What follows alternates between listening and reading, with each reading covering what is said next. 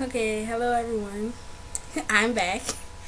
Um, on this video, I'm gonna be talking about Pretty Man episodes 8, 9, and 10.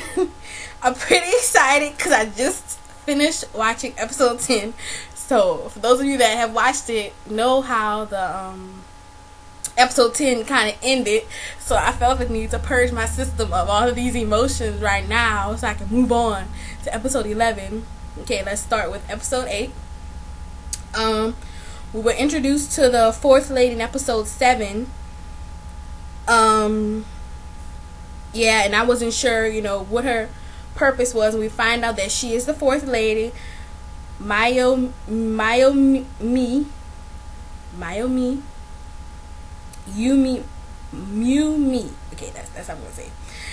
She's the master of timing, and there's this little things floating around saying that she may be a lesbian or something, which is something that I found interesting. They don't really talk about that in K-dramas, the ones that I've watched, about somebody maybe being a lesbian or whatever.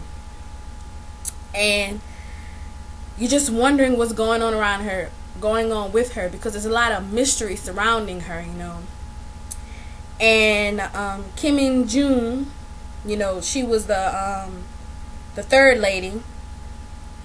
Yeah, the third lady. The master. She was the networking lady. She has a lot of control over Miu, and we kept wondering, what was going on, why she had so much control over her, and made her have the scandal with Matei. And it turns out that she had a little dirt on Miu, and that the dirt was that Miu had a son 10 years ago. That was the dirt.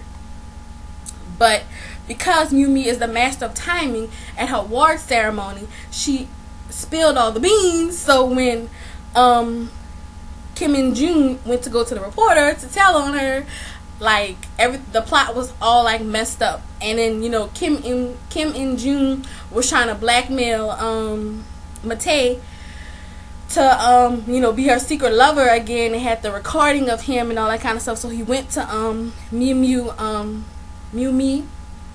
sorry about that, to ask for help, and she was like, this is not the right time, you have to wait and everything.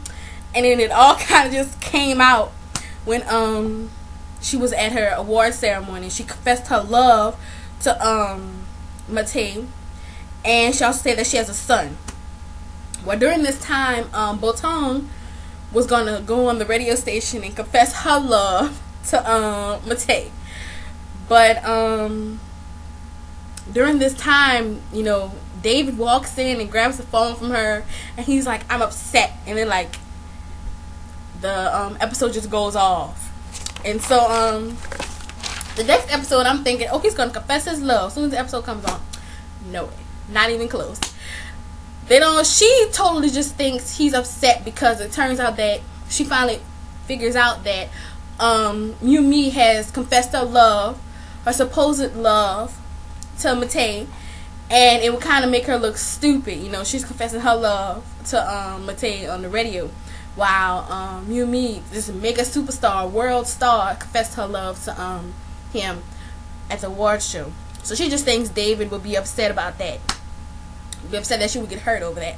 And I'm just like, ugh, so annoying. You can't you can't see that he's upset because he really likes you, and you're going crazy over this guy who's not even looking at you. But in all actuality, Matei is looking at her and really is interested in her, but he's definitely nowhere near ready to accept that. So what can you do? We're watching the K-drama.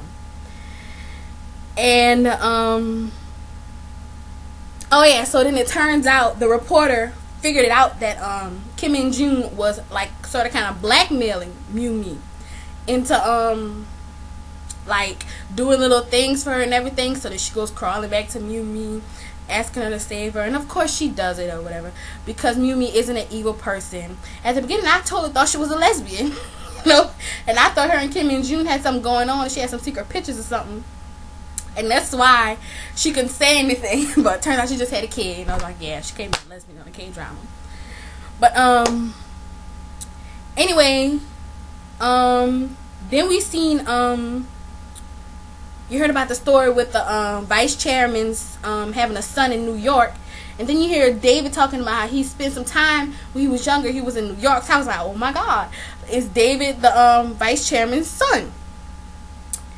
And then yeah, that's all about David and the vice chairman. You know, it was just something that popped in my head. I'm sure it popped in everybody's head. And then oh yeah, David actually meets with the actual chairman, the guy, and then it turns out that David's the chairman's son. He's not the vice chairman's son.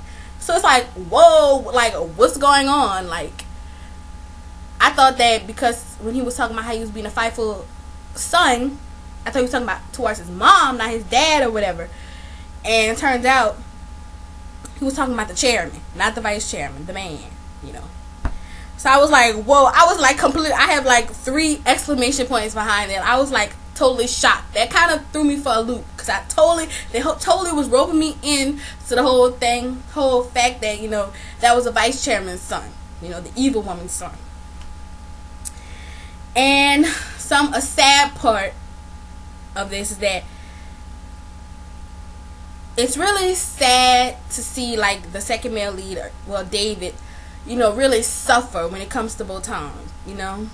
And it's always so sad to watch. That's probably one of the reasons why we always rooting for the second male lead, because it's just sad to see somebody going after something that they love and, you know, cherishing this person, and then you don't see anything good come out of it. You know, we would like to think in our heads that if we go out there, we love somebody with our all, you know, help them with everything that we can, you know, give them all of us, that they would reciprocate that feeling, you know, to us. But it just sucks in the dramas that it doesn't happen like that, you know. They usually don't fall in love like that. So it's just kind of sucky to see David like that. And of course on this one, he finally confessed his feelings to Botong in the little song at the end or whatever, which was totally adorable. She didn't have any words. Like, she was totally speechless when it came to the song. And okay, let's move on to episode 10. Oh my God. Okay, so it just turns out, you know, because you remember at the end of episode 9, Botong was supposed to go to dinner with Matei, but she had already made plans with David to go see his concert. So she went to see his concert. She canceled the plans with Matei, which I thought was totally right, which is what she should have done from the beginning, you know. And then Matei shows up at the house, and he's all upset and jealous. Doesn't want to, you know, realize his feelings, even though he sort of kind of realizes them, but I don't think he realizes how much he truly cares about her. He feels like he can't care about her almost, you know. Like, he's not supposed to like her like that, you know. But so Matei's really jealous, and that's pretty much what happened, like, at the beginning, I guess, is Matei just being there, being really jealous towards David. And then they go out to a company dinner or whatever, because they got some new employees, all of them. And then this is where you find out that David's mom actually died. So it kind of clears up the whole vice chairman whole thing about me thinking that was her son. You know, his mom died. And of course, his mom used to be with the chairman, but the chairman left him, I guess, to be with the vice chairman. And his mom used to take antidepressants, and she died from, you know, probably a overdose on medicine combined with the alcohol, something like that. And it starts to make, you know, sense why he's so attached to Botong, because she was that light when he was in complete darkness, you know, when he was lost and everything just consumed in his grief. She was that one thing that kind of pulled him out of that, and we tend to latch on to people like that, and, you know, and sometimes those people are there just to help us up, you know, and then we're supposed to move on, you know, receive whatever we're supposed to receive from that person and move on. But when somebody's there for you in those times, you tend to want to latch on to them and think you're supposed to be with them forever. And sometimes that's not the case, and I don't think that's the case here with David. He's not supposed to be with her forever. They're supposed to be friends or whatever. He's supposed to move on. You know, she's supposed to help him recover from everything so he can move on and have a better life, you know, fulfill his destiny or whatever he's supposed to have in life. That's what I think. Okay, so then, you know, Botong finally gets him to move back into the house, and, you know, we all know that, you know, David, we know, but not everybody else knows, that David is the chairman's son, and supposedly Matei, you know, is the chairman's son. Then Botong finds out that Matei is the chairman's son and is sobbing, so she goes to tell David. So David is completely flabbergasted by this information. So at first he wasn't going to go to the little social gathering, I don't know what it's called, with all of the, you know, big guns in the MG department or whatever. But then he decides to go when he finds out. Now, I don't know what made him change his mind, just because he found out that Matei was the son of the chairman. I don't know. That's all on them. But he decides to go. Well, in between this, we find the fifth lady. And she's Guiji. I believe that's how you say her name. And she's a woman with clout. And I'm just like, man, she just reminds me of Kim and June, you know. Kim and June had a lot of connections. And connections and clout kind of go hand in hand. But the thing is, Kim and June, if things go bad on her, it goes bad. Like, you know, it goes bad on her. But if things go bad on Guiji, the woman with clout, they can just clean it up with money like this. Like, nothing can go wrong with her. You know, they can just clean it up, swipe it under the rug, whatever. Sweep it under the rug, I mean. So I do see some similarities with those two, but Guiji, I don't like her at the beginning. So I have a feeling that towards the end or whatever, I may grow to like her, because that's usually what happens. I'll like somebody really like somebody who's not the lead. I'll like them at the beginning, and then towards the end, they'll turn into this evil person, you know. And then sometimes I'll not like them at the beginning, but realize that they have some deep, you know, problems that cause them to act this certain way. And then I grow to, you know, care about them, you know, want the best for them. I think this might be happening with her, because, you know, she's the fifth lady, so I know some kind of way. Oh, my time's running out. Oh my God, I'm being too loquacious. I know some kind of way Matei's gonna get out of the sticky situation with her, but I think he's gonna dig a really deep hole when he gets involved with her, because she has clout and she's just like, Dad, I want this, and she gets it.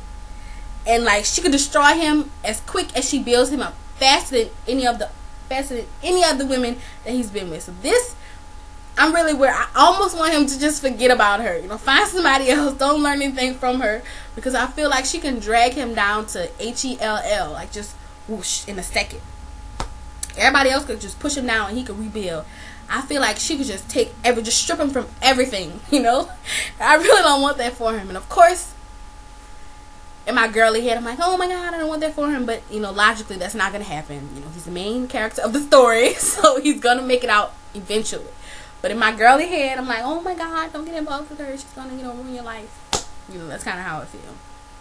And then at the end of this freaking episode 10, Matei walks in with Guiji, because, you know, he wants her to be his sponsor or whatever for his company. And she has clout, baby. She just walks in and they bow to her. That's the kind of clout I need to get. You know, I wouldn't be as mean as her. Okay. Then next thing you know, Matei walks in and, you know, greets the chairman. I'm starting to believe that Matei is not the chairman's son, but it's actually the vice chairman's son, the mean old lady's son. I think that's what it is. And then, because I feel like if he was the son, then he would acknowledge him like he's acknowledging David, you know? Like, why isn't he acknowledging him? And I also have this strange theory that maybe Matei may even be Matei's mom may even be the chairman's sister, and that's his nephew or something, some kind of way. But I'm leaning towards the vice chairman's son. Okay, that's how I'm leaning towards. Okay, well then, we're talking about Matei right now, not David, because we all know David's the chairman's son. Whatever. Then David waltzes on in, and then they're looking at each other like, oh my God. Well, Matei's looking at him, and David's just looking at him like, yeah, I'm supposed to be here. And Matei's just kind of looking like, oh my God, like, what are you doing here? So when I seen that scene, I just had to let it all out of me. I was like, oh my God, it's too much to keep in me. I have to make a video quick. So I came, hurry up, and made this video. And oh my God, I got to end it because it's like 14, almost 15 minutes. Okay, you guys, that was great. I got it all out of my system. I can't believe I talked 15 minutes. Okay, thank you guys. Bye.